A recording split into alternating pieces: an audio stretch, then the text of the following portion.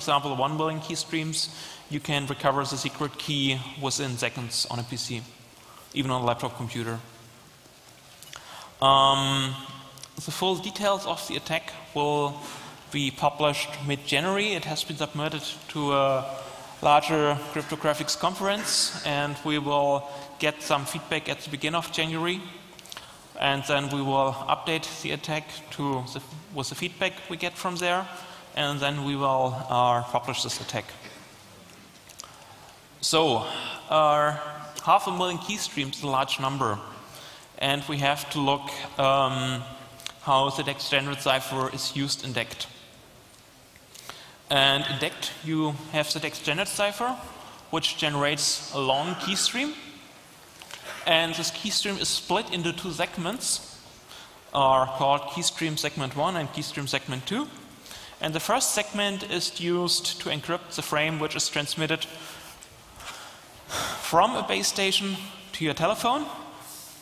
And the second key stream segment is used to transmit the frame which goes from your telephone to your base station. And each frame consists of a field, which contains usually control traffic, and a B field, which contains your voice data. So, as a cryptographer, the beginning of the key stream here is very interesting for you, because these bits reveal the most information about the secret key.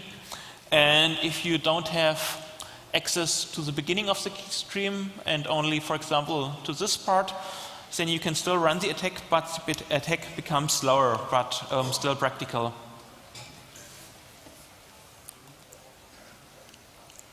So, we are now interested in recovering key stream. Key stream can be recovered in 2 ways. First, we can use the A field, which is at the beginning of the frame, which sometimes contains C-channel data. C-channel data is control traffic for DECT. For example, if you dial a number on your phone, then this is transmitted within the C-channel. If the display on your phone is updated because you are configuring your base station, this is transmitted inside the C-channel. If you press a key on your phone, this is transmitted inside the C-channel. And also there are phones which, for example, display the current weather or the current news from CNN.com over the C-channel from the base station to the phone, so that you can read your favorite RSS feeds from your phone. And also very helpful, there are phones which display a counter on the phone with the current duration of the call. So you can check how long you've been calling somebody on the phone, and this counter is updated once per second. And each update of the counter is triggered by the base station, so this counter doesn't run on your phone. The counter runs on the base station, and the base station updates the counter on your phone once per second with 5 C-channel messages. And usually these messages are very well structured, and it's easy to guess the plain text there. So just with the counter you can get enough data within 24 hours, which is a lot of data, but could be feasible for very long calls.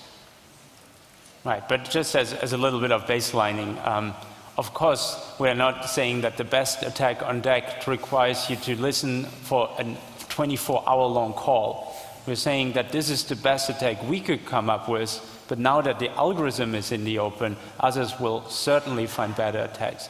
We do not believe we are among the best cryptographers in the world, by no means, and this is a proprietary cipher, so it will be further and further broken. This is just the first indication that it much fails to achieve its declared security level. It will fall further. Another way of recovering key streams is by looking at the B field, which contains the voice data, which is usually hard to guess, except if there's silence transmitted. Well, usually there is no silence in the call, but there are some real-world applications where you have silence in the call. For example, there are phones on the market which allow you to listen to podcasts through your base station. So you can use your phone's menu to select a podcast on the base station, and then you press play, and the base station downloads the podcast over the internet or streams the podcast, converts the MP3 to your phone audio codec, and more or less calls your phone, which then plays the podcast. So you can just start, for example, a Chaos Radio on the phone by pressing the right keys in the menu and pressing play, and then you will hear Chaos Radio over the speakerphone. And then you have the Chaos Radio in one direction, but most probably silence in the other direction. Also, there are applications like voicemail boxes where the channel from the mailbox to your side is muted after it has said, please record a message, beep, or whatever. And also, there are some applications of DECT where you use DECT to monitor a room. For example, if you have a small child, you can just take 2 DECT phones, use one phone to call another phone, and then you set one phone to speakerphone and place it in the room with your child, and go to the parents' room, mute your microphone, and switch on the TV. So you can hear what's in the other room, but your microphone is muted so that your baby doesn't need to listen to the TV. On the lessons learned side, little higher level, these are all ideas how to guess what is being sent. Well, sending something that's completely guessable, or perhaps even has 0 entropy, as in sending silence, is a bad idea to begin with. It not only allows for cryptographic attack, of course it also wastes battery, for instance. So this seems to be a design mistake that we can leverage in cryptographic attacks, but generally do just not send something if you don't have anything to send. Try to add as much entropy as possible before applying the cryptography. Another problem is sometimes you just use the control channel to configure your base station, but B field is present and it's encrypted, but it's unused. So it just contains 0 or something like this. And if you have 3 hours of radio traffic with silence or guessable data, you can also use that to recover the key.